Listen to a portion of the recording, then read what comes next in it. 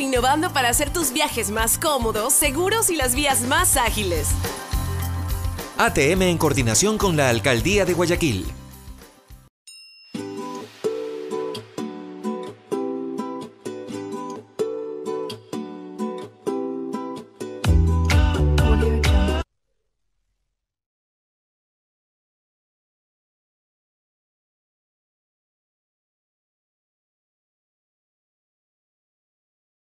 La política y la actualidad nacional. Saludo especial a quienes nos envían su cariño a través de los comentarios, a los trolls que aparecen por allí, que les extrañamos y les queremos y les mimamos en este programa y en la posta en general.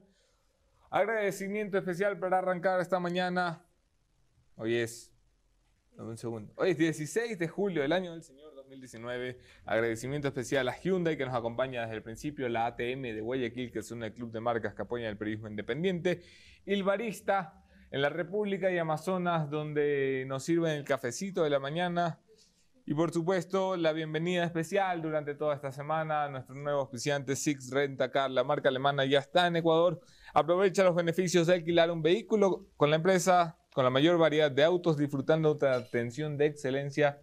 Yo se los confirmo, mañana que me voy a Guayaquil y me agarro uno de los carros de Sixt y te cuento qué tal la experiencia. Dicho esto, cumplidos los contratos, hacemos una corta revisión de los hechos en caliente.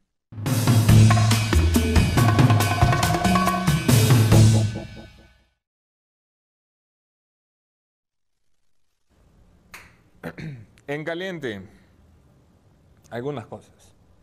Como habrán escuchado por allí, el gobierno tiene una gran idea.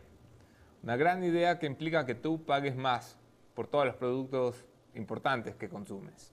Esta gran idea es elevar el IVA, el impuesto que llega a toda la población ecuatoriana vía productos, impuesto al valor agregado.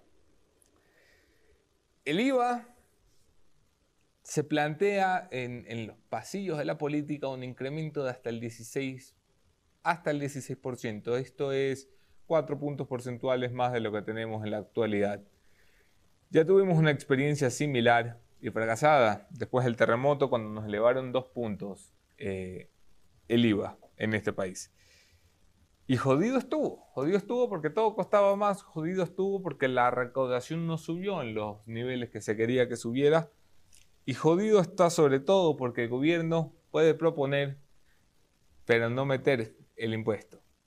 Quiero decir, el gobierno puede pedir un alza del IVA, pero necesita votos en la Asamblea que lo respalden, salvo que piense que esto debe entrar por el Ministerio de la Ley. Y esos votos no existen. El movimiento Creo se ha pronunciado en contra de un alza del impuesto. El Partido Social Cristiano se ha pronunciado en contra del alza de impuestos, y es más que seguro que incluso el correísmo se pronuncia en contra de impuestos. ¿Con qué votos contará un gobierno con una mayoría débil? Vamos a estar atentos y vamos a estar atentos a las consecuencias que se puede generar. En otras noticias también económicas y en caliente, el Banco Interamericano de Desarrollo entregaba ayer $700 millones, 699 millones de dólares, celebrado por el gobierno nacional como si nos regalaran la plata. Yo sé que está bien, que estamos accediendo a crédito, que los mercados y los multilaterales vuelven a confiar en este país, pero vamos, no nos engañemos tanto, esto sigue siendo deuda. No es que nos están regalando la platita, es que va a haber que pagarla. Y más vale que se use bien. ¿Ayuda esto a las finanzas del erario nacional? Seguramente. Seguramente el gobierno necesita plata con que cubrir sus gastos hasta fin de año, pero esta no es la vía que nos llevará hasta el desarrollo. Seguramente que no. Y finalmente, el Consejo de la Judicatura ya tiene una vía pensada para evaluar a la Corte Nacional de Justicia. Hablamos de una lista de 13 integrantes que entrarán a evaluar a la Corte Nacional de Justicia, una evaluación que a nadie convence todavía y que el Consejo de la Judicatura se ha demorado casi medio año en definir. Que hay que ser muy lento en esta vida para tener una función. Una, evaluar a la Corte Nacional de Justicia, y demorarte 6 meses para empezar a hacerla. El Consejo de la Judicatura no se conduele de la necesidad de este país de luchar contra la corrupción y la impunidad. Y es precisamente sobre la lucha de la corrupción y contra la impunidad que esta mañana dedicamos un programa a hablar de ello. Mi invitado esta mañana, invitado de lujo, mi colega, periodista de investigación, colaborador de la revista Criterios y de Plan B. Hablo, por supuesto, de Jan Cano, que nos acompaña esta mañana. Revisamos un poquito de todo lo hablado en la introducción.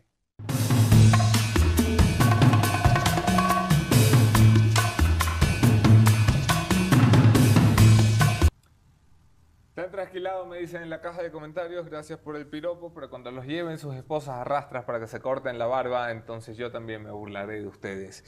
Yo soy Anderson Boscán en todas las redes, podemos seguir allí la conversación y un abrazo especial a quienes comparten nuestros contenidos, los quiero más que si no los comparten. Bienvenido, Jan Cano, ¿cómo estás? Muy bien, muchas gracias por la invitación. ¿Preparadito ya para la subida al IVA? Creo que nadie está preparado para eso. Ni los empresarios, ni los ciudadanos, ni los políticos. Entonces, tiene cuesta arriba todavía Lenín Moreno para concretar esa idea, sea del 14 o sea del 16. ¿Te parece correcto? Me parece fácil, el facilismo, ¿no? Es decir, un impuesto indirecto es poner a todos y recaudar fácil, entonces es lo más fácil. Hay otros mecanismos que el gobierno no quiere explorar. ¿Cómo cuál? Como por ejemplo, tratar de que las personas que tienen más dinero puedan pagar un poco más también, por supuesto. Como dicen algunos colectivos de la izquierda, recuperar recuperar dineros de la corrupción. Que eso no ha sucedido. Ni siquiera hay una ley anticorrupción aprobada. Entonces... Pero en una secretaría que nadie sabe bien para qué sirve.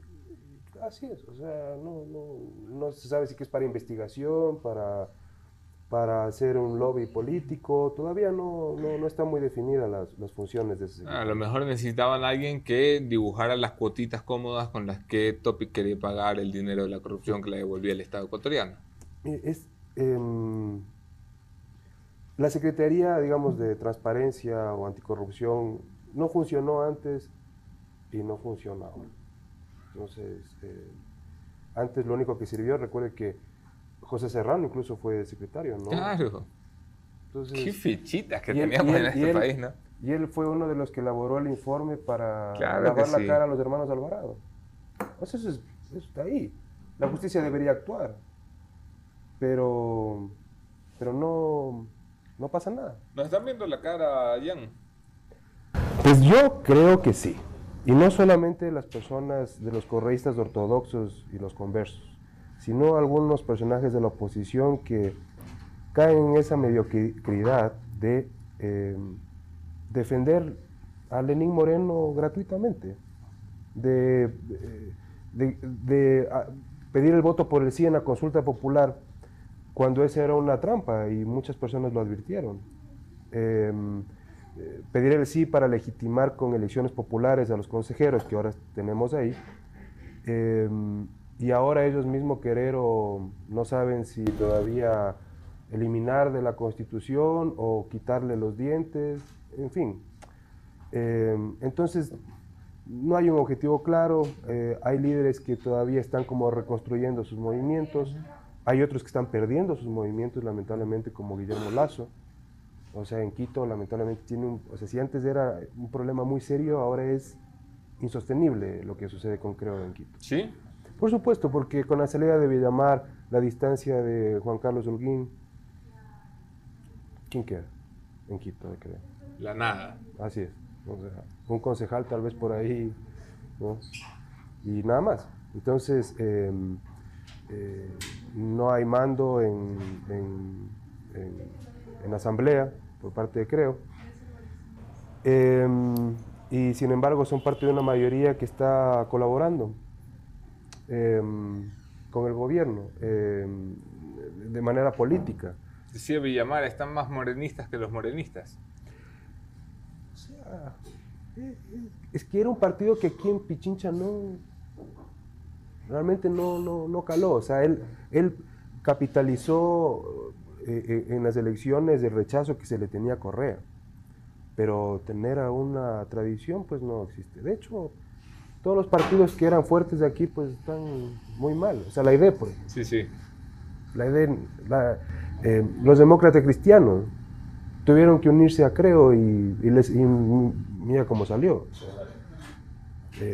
con un Holguín que, de lo que decían, incluso hasta se peleó días antes con Guillermo Lazo. Entonces, hay un vacío enorme. Hay un vacío enorme. Y hace algún tiempo se advertía de que ese vacío iba a ser ocupado por alguien. La gente está muy molesta, las cifras económicas cada vez van peor. ¿Crees que hay condiciones para un outsider? Pero Tuárez es uno. Madre mía, no me digas. Por supuesto, eso es Pero, evidente. Esperemos aquí un ratito que me acabo de sentir Pero mal. Tuárez es uno. Tuárez es uno porque él es uno de los que está diciendo No, sí, voy a ir por los DINA Papers.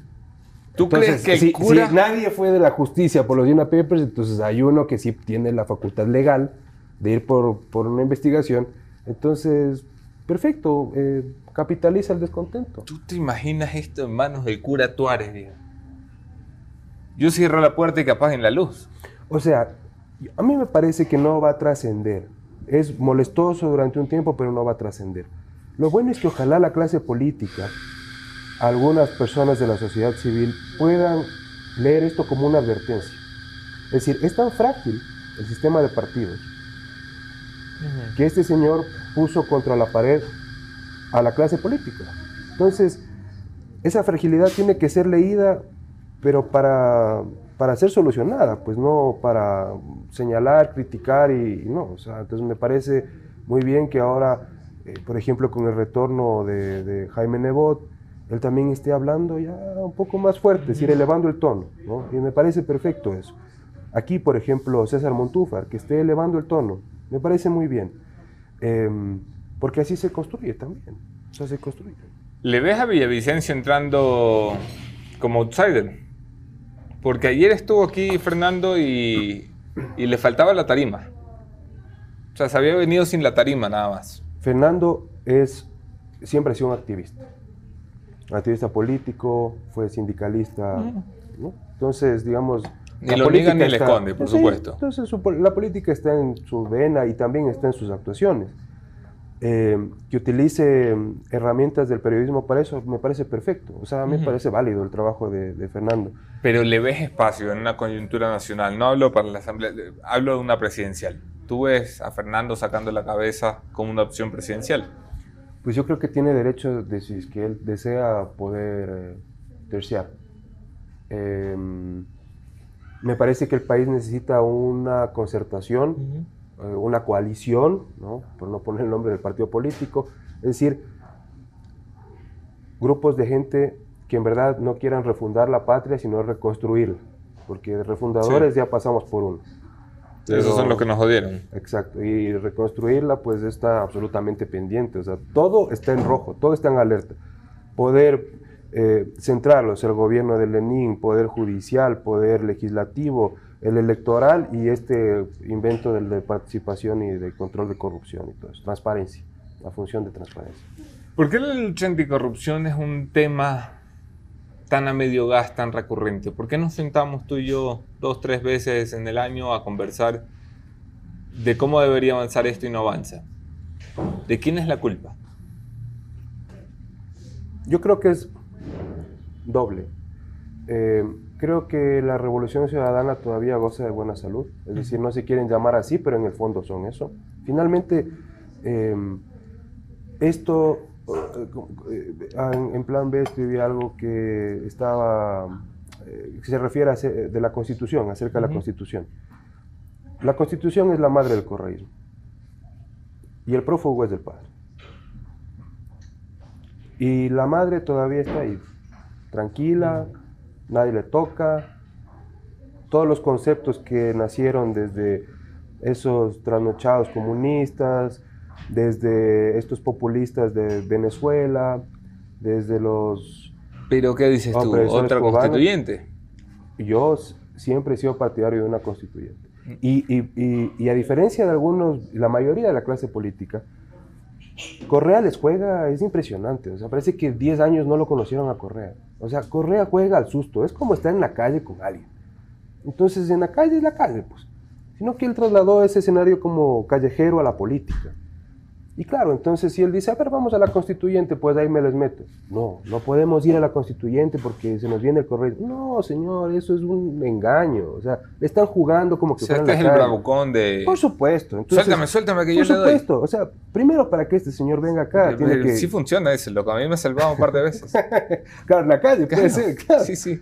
Pero en la política no, pues, o sea, un señor que está prófugo, que ni siquiera sabían dónde vive, ¿no? Y ustedes mismos lo sacaron, pone contra la pared a todo un gobierno, a toda una clase política, a través de un tweet o de un post de Facebook o de un video. O sea, por favor, es ridículo, o sea, es ridículo.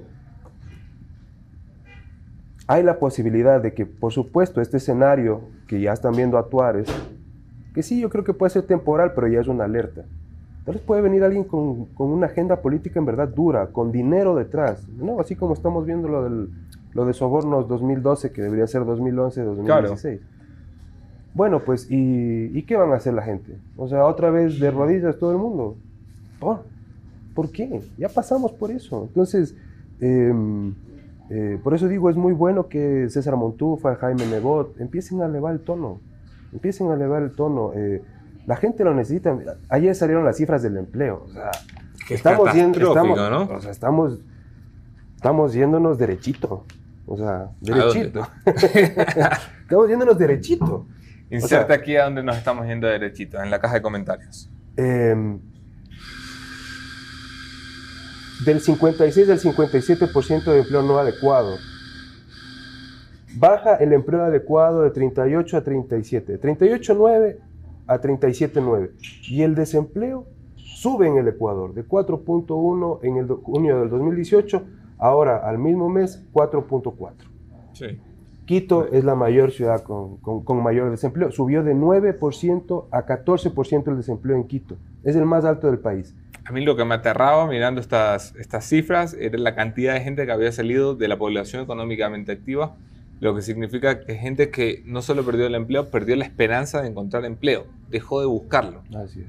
O sea, ya es un insulto al mí, ser humano, a la capacidad de superarnos. Hay un estudio de Deloitte que salió sobre la gente con desempleo.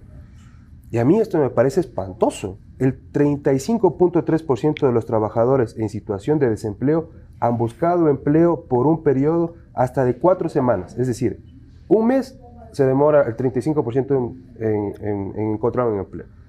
El 16% de 5 a 8 semanas. El 30% de 9 a 24 semanas. El 18% 25 semanas a más. Es crítico. Es crítico. Dura, lo comparto. Es crítico. Entonces, un país no puede estar en esas condiciones.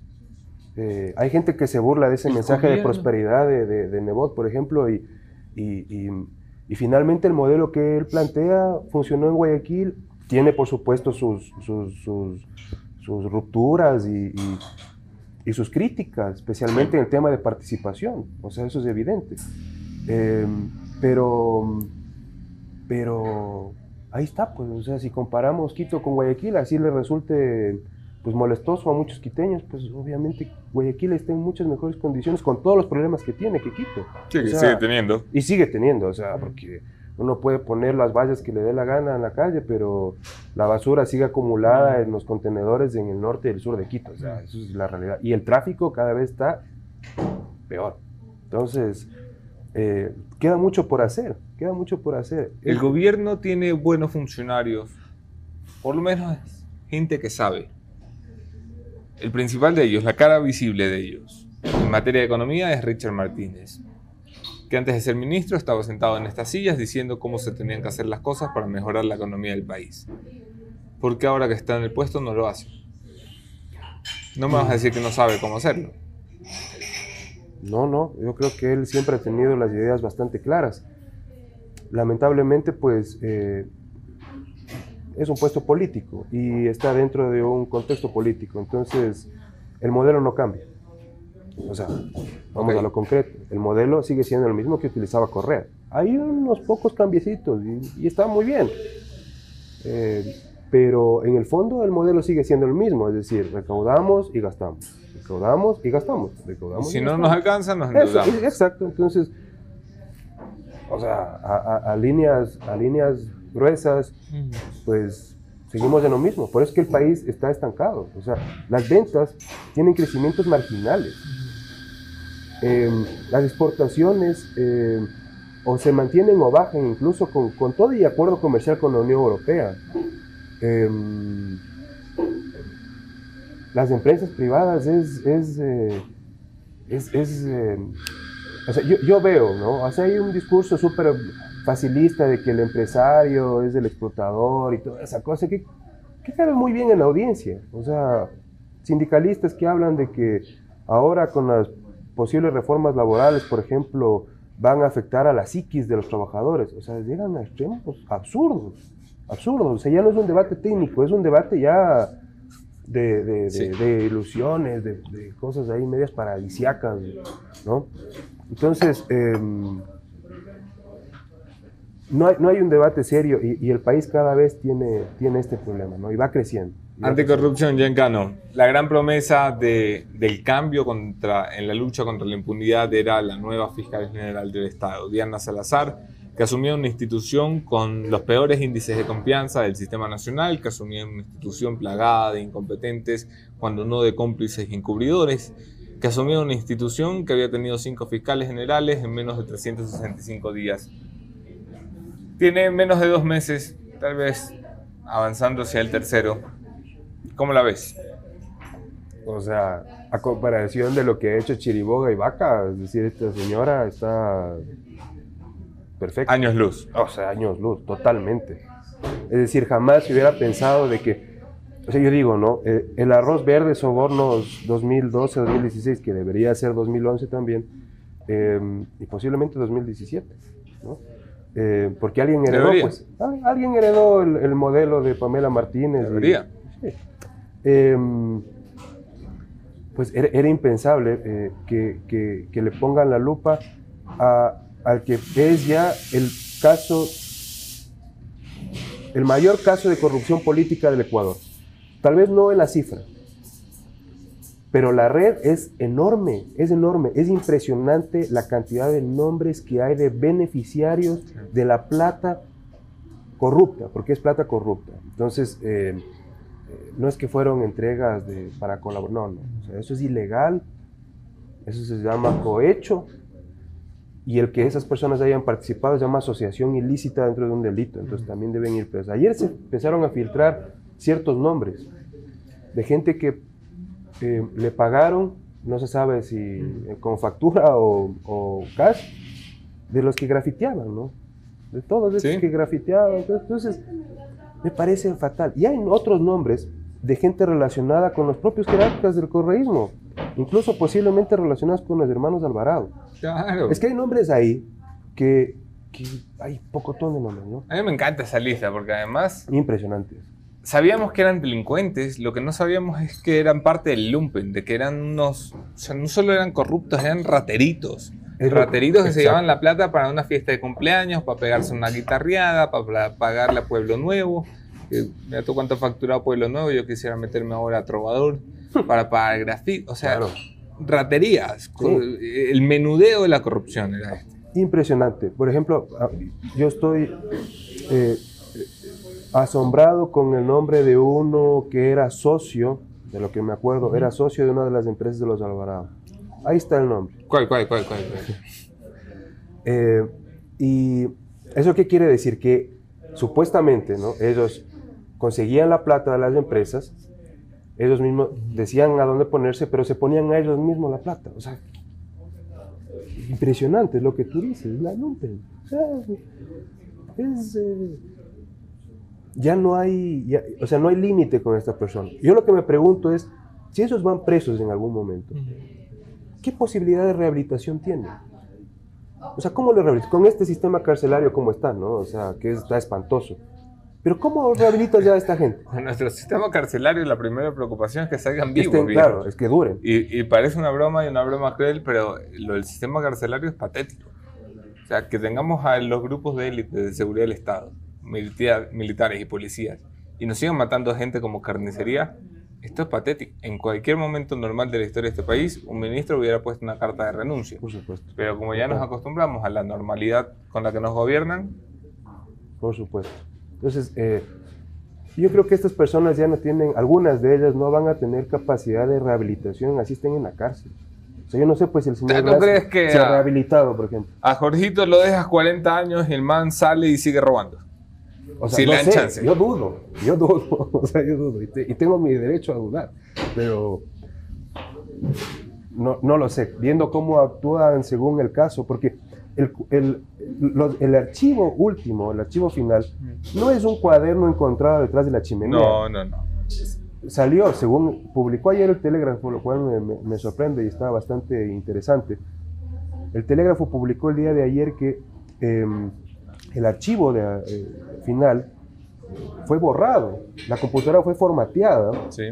y los policías especialistas en temas informáticos y criminalística extrajeron el archivo. Entonces eso ya es prueba judicial, no es que es un invento, no es prueba judicial. Y no es la Pascualina de Pamela Martínez, no. que dejaba una duda y no decía No, cuántas de esas páginas tendrán tinta fresca todavía. claro. Entonces, y hay otra cosa que me impresiona, y la verdad a mí en lo personal, digamos, yo no sé quién para llamar a la indignación a nadie, pero a mí se me indigna como ciudadano y como periodista también, que es todo este grupo de empresarios que dieron plata y con eso, metafóricamente, compraron los revolucionarios los bates de béisbol y nos cayeron un montón de gente con la plata de ellos. Entonces yo comentaba ayer de que, o sea, es como el tema del nazismo. O sea, son esos empresarios que sostuvieron al grupo de Hitler. ¿Qué hacemos Es con igual. esos empresarios? O sea, tienen que desfilar para la fiscalía y colaborar. La fiscalía no tiene muchas ganas de llamar empresarios, no ha llamado a ninguno. Bueno, por ahí fueron Ha un par, llamado ¿no? versión libre y voluntaria, Sí. pero quiero decir, no ha puesto la mano sobre ninguno como para decir, ven papito y canta todo. Está contra reloj la fiscal, está contra reloj porque, sí, bueno, no es todo el archivo el que yo accedí, es parte del archivo, pero son como 100 páginas y son Sí. decenas y decenas de nombres. Divertido tienes que estar, ¿no? Oh, sí, o sea, yo cada vez es como que me llevo las manos de la cara y digo, pero ¿cómo esto es desgraciado? Pero está contra el tiempo, son demasiados. Era un enorme cruce de datos con Contraloría, SRI, mismas entidades gubernamentales, y esto va a durar hasta septiembre. Entonces, pues ojalá tenga la prolijidad de apuntar bien y dar en el blanco, en verdad. ¿Es necesario tocar los empresarios? En este caso, absolutamente. Absolutamente. O sea, si están involucrados, tienen que colaborar. Y si es que, pues, están expuestos a una pena, con mayor razón todavía. Un alto funcionario de gobierno, cuando arrancó este escándalo, alto, me decía, cuidado con lo que están empujando, refiriéndose al periodismo. Me dijo, cuidado con lo que están empujando porque los empresarios que están allí son más o menos 5 o 6% del PIB ecuatoriano. Y si es que el Ecuador tuviera un ejército de justos en la justicia, capaz que vamos al 30%. O sea, sí, pues, o sea, no pasa nada. Hay países como, por ejemplo, Perú, cuya justicia ha funcionado. Hay países como Guatemala, ¿Sí? cuya justicia ha funcionado. Con ayuda, por supuesto, ayuda externa en el caso de Guatemala, con la CICIG, que es una pena que aquí no se replicó Sí, el que nos modelo. vieron la cara. Sí, o Nos sea, lo prometieron el sí. nuevo... Entonces ahora recién están en la revisión del estatuto de la comisión y ver hasta fin de año a ver cómo recogen dinero. Por favor. Entonces, no, hay ejemplos. Entonces no hay que tenerle miedo a eso. Más bien nos va a hacer mucho bien al Ecuador. El hecho de elevar niveles de transparencia incluso puede ser que de carambola nos lleguen mejores y mayores inversiones. Bueno, el Brasil no se cayó ni se derrumbó cuando agarraron al Lava Jato con las principales 20, Odebrecht. 25 compañías Exacto. del país, incluyendo la mayor constructora de empresas de telecomunicaciones, ciencia, petróleo, minería. Estaban todas allí metidas. Y ahí está Brasil. Exacto. Y ahí está. O sea, es un país que otra vez está recuperando el tema económico. Bueno, uno puede ser crítico o no crítico de su presidente, pero los países no quiebran. Los países solamente o mejoran o empeoran. Eso es nada más. Si no quiebra Venezuela, ¿qué aguanta todo el mundo, hermano? O sea, lo que pasa en Venezuela ya es un sinsentido, ¿no? ¿Quién lidera el gobierno? Pregunta tonta la mía, porque hay un presidente de la República, pero... No es para nada tonta, todo lo contrario. La política es negociación, la política es consenso, la política es acciones, es concretar. Y vemos que actualmente pues, el mayor líder de la política ecuatoriana, que es el presidente de la República, tiene serios problemas con la política. Y la política es dirigir. Entonces, lamentablemente, la pregunta no es menor. En verdad, es la pregunta al momento. Entonces, yo siempre decía que, o sea, hace unos 4 meses, yo creía que el presidente Lenín Moreno debía haber pensado en ya, o sea, terminó el periodo de la transición junto con el Consejo de Participación Transitoria. Estaba el gran rumor de que iba a llegar el 24 de mayo a decir, cumplí. Y hubiera sido muy bueno. Elecciones. Porque ahora, ¿a qué vamos a ir estos 2 años que le quedan a Lenín Moreno? ¿A empeorar estas cifras? ¿A subir las cifras de la deuda? ¿A elevar la percepción de corrupción en el país? ¿A que tal vez la fiscal no alcance porque también tiene que luchar internamente con todos estos funcionarios correístas dentro de la fiscalía? A que tal vez ni siquiera tengamos 100 procesados, sino tal vez unos 10. O sea, a eso nos está exponiendo. A eso nos están exponiendo. ¿Le ves al gobierno saliendo sin mancha? ¿Ves al gobierno de Moreno llegando al 21 diciendo salí libre? Yo sé que el gobierno tiene muchos aliados en varios gremios, en varios medios de comunicación, y que prefieren mirar para el otro lado y no ver lo que en verdad está sucediendo. Entonces, bueno, nada queda sin consecuencias, pero por ejemplo, el último informe de los relatores de libertad de expresión de ONU y OEA, o sea, es suficiente o sea, esa es es decir, respiramos aires de libertad y todo eso, y ahí están como 70 y pico de recomendaciones, y le están diciendo, mire, vote ya la ley de comunicación, o sea, quítelo, ya, exacto, dele, ya. No lo hacen, ni siquiera lo discuten, ¿no? O sea, está ahí el informe. Cuando les conviene, bombos y platillos para la ONU. Cuando no les conviene, enterrado. Ahí está, por ejemplo, el otro, este otro relator que acogió el pedido de revisión de tema de gobernabilidad y legitimidad de las autoridades, a Correa, una queja. García Sayán. Le puso unas preguntas al Estado ecuatoriano, respondieron hace un mes más o menos. Hombre, y las respuestas flojísimas. No es que son muy buenos para pelear en cortes internacionales. Mira tú el bochorno que estamos pasando en el Perú con lo que parece la inminente salida de cárcel de Ramiro González. Ayer revisaba los expedientes judiciales de Perú y es de locos. Le están solicitando la extradición por un delito diferente al que se le acusa. Es eso lo que lleva a la decisión del juez que dice no se lo puedo entregar por secuestro si lo está pidiendo por robo. Pónganse de acuerdo ustedes en el Ecuador, pero el señor de momento, hasta que haya una orden de captura en firme, tiene libertad. Y el otro caso también, el de la UAFE, el que no va el director de la UAFE. Claro, sí, estaba muy ocupado. Entonces, estaba jugando solitario en la oficina. Y de lo que me han comentado, gente relacionada con el control antilavado, el señor tenía que ir. Pero obviamente es la ofensiva de la propaganda. Entonces, últimamente sí estamos también en ese ritmo, ¿no? Se está empezando, yo creo que mientras van decreciendo sus niveles de popularidad y aceptación, va creciendo la embestida de la propaganda. Ayer discutía con con Fernando, disculpa que te lo cite, pero está muy fresca la conversación. Para nada. Y él y yo discrepamos mucho en si todo está podrido o si hay podredumbre en las instituciones, pero hay gente valiosa que puede salvarlas. ¿Dónde te paras tú entre las dos posturas?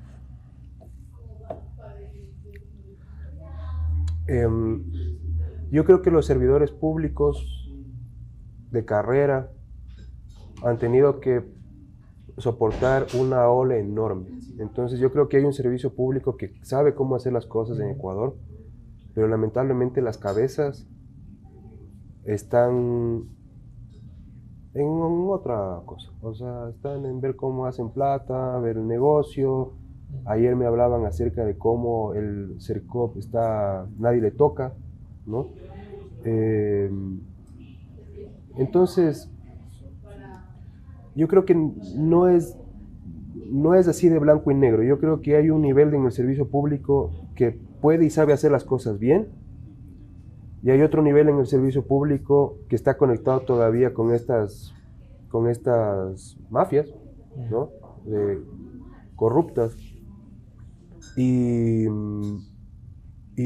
yo creo que eso va a cambiar. O sea, se van a ver que estos funcionarios públicos en verdad sí pueden servir al país cuando vengan personas que no estén conectadas con este populismo que todavía nos manda en la vida de los ciudadanos.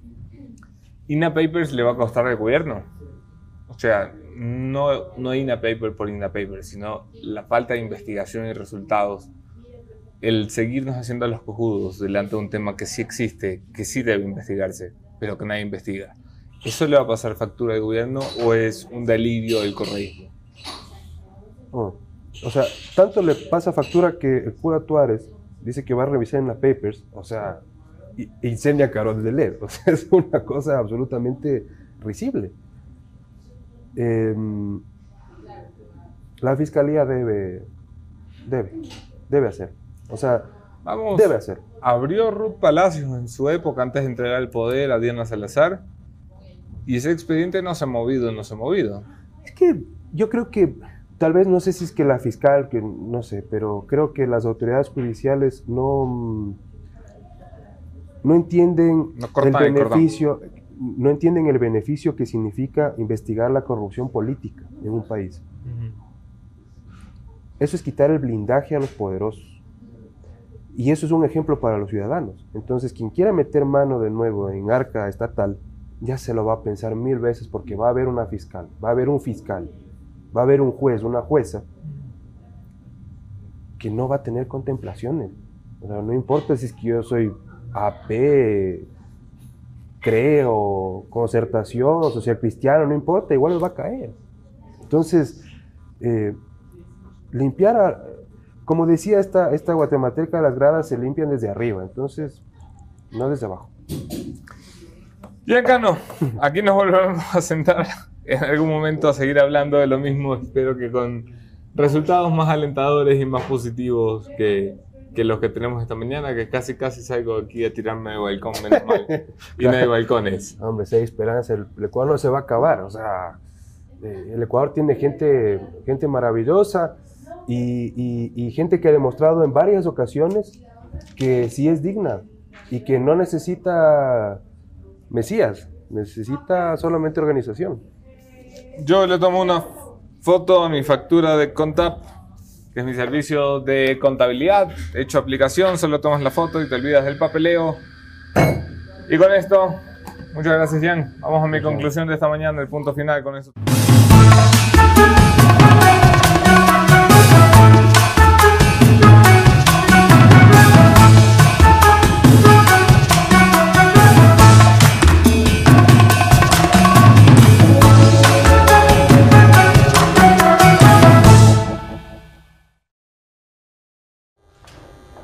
Puede que en el fondo, verdaderamente en el fondo, los funcionarios estén intentando luchar contra la corrupción. Pero este es un momento de formas, no solo de fondos. Es un momento donde los ciudadanos necesitamos un mensaje de parte de nuestras instituciones. Y los mensajes que nos han enviado han sido terribles. La Corte Nacional de Justicia que libera a Alexis Mera para que vea el juicio por televisión desde la comodidad de su casita. La Fiscalía que es incapaz de formular cargos y capturar en un operativo conjunto con policía a Vinicio Alvarado. El Ministerio de Justicia que deja que Fernandito le entregue el grillete y les manda un mensajito de agradecimiento por WhatsApp. Consejo, la Judicatura que tiene una sola tarea y todavía no la hace, ni siquiera la empieza. Los mensajes que tienen que dar las instituciones son más que mensajes contra la corrupción, mensajes contra la impunidad.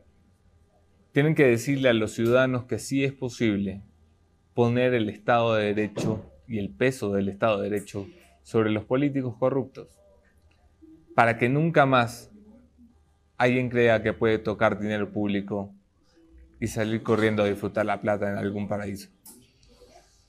Los mensajes que nos tienen que dar las instituciones no es que las cosas han cambiado, sino que por lo menos se están intentando hacer diferente. No se le pide a la fiscal general que ponga a todo el mundo en prisión y que abra todos los casos que tiene que abrir, pero sí se le pide que por lo menos no los abra selectivamente, que no le dedique mayor protagonismo a unos que a otros, que no intente investigar solo lo que estuvo en el poder y no lo que está. De igual forma se le pide a los jueces de la Corte Nacional que hablen a través de sus sentencias.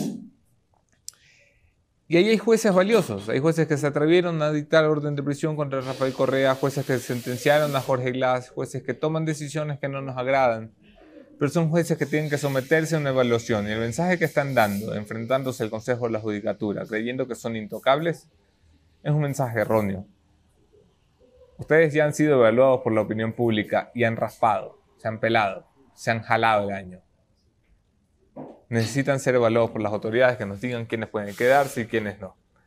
Los mensajes son importantes en un país falto de esperanza que tiene que volver a recuperar la credibilidad de las instituciones.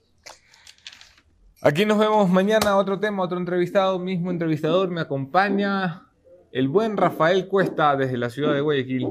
Ahí se ven.